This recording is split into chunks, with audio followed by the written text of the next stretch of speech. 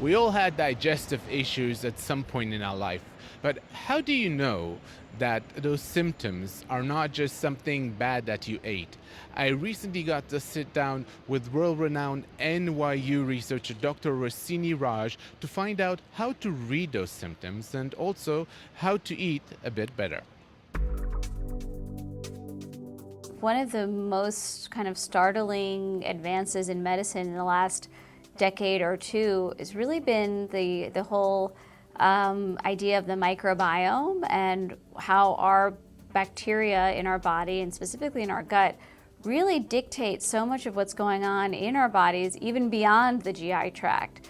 But what I think is even more fascinating is the connection between different gut flora and different bacteria and how it can affect things like overall body inflammation, even things like personality or anxiety or depression. You know, there's some really interesting studies coming out on the kind of far-flung effects of your bacteria and how what we do to that bacteria can really affect our overall health. So to me, that has been really a kind of a shift in the entire way we think about medicine, which that does not happen very often. I do think that technology and medical research is kind of growing at a very upward curve, and yeah, I think there will certainly be things that we have to deal with that our children or grandchildren won't. But the question is, what do we do today until technology will solve all our problems? One of the biggest misconceptions is while we often experience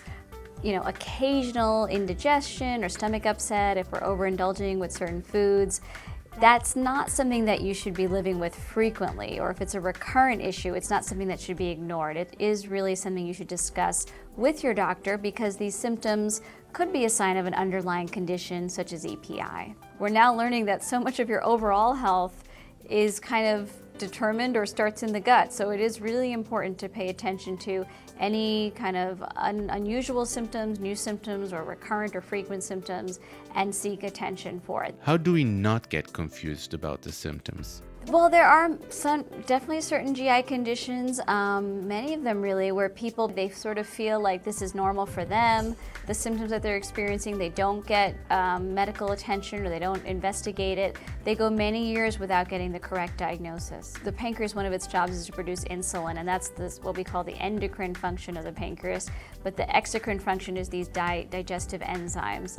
But it is true that people with diabetes and other conditions that can affect the pancreas, such as chronic pancreatitis or cystic fibrosis, they may be more likely to have a condition like EPI. Speak to your doctor. If you're having recurrent or frequent GI symptoms, talk to your doctor so they can do some investigations and really get to the bottom of the problem, because many of these GI conditions can be managed very effectively. As barbecue season is here, what can we do to eat a bit healthier? Barbecue season, where people are eating a lot of sometimes unhealthy foods, greasy foods, it's certainly a time where you may get a little indigestion. If you are feeling it more frequently, do talk to your doctor, be evaluated. But there are some overall tips that I can suggest. First of all, you don't want to go to one of these gatherings starving. So don't fast before you go to the feast. Make sure you do have some kind of healthy snack, something in your stomach before you go, because otherwise you are more likely to indulge in the unhealthy foods and ultimately not feel well. If there's one thing that I took away from my conversation with Dr. Raj, it is don't procrastinate when it comes to your health. If you feel something is wrong, go see a doctor.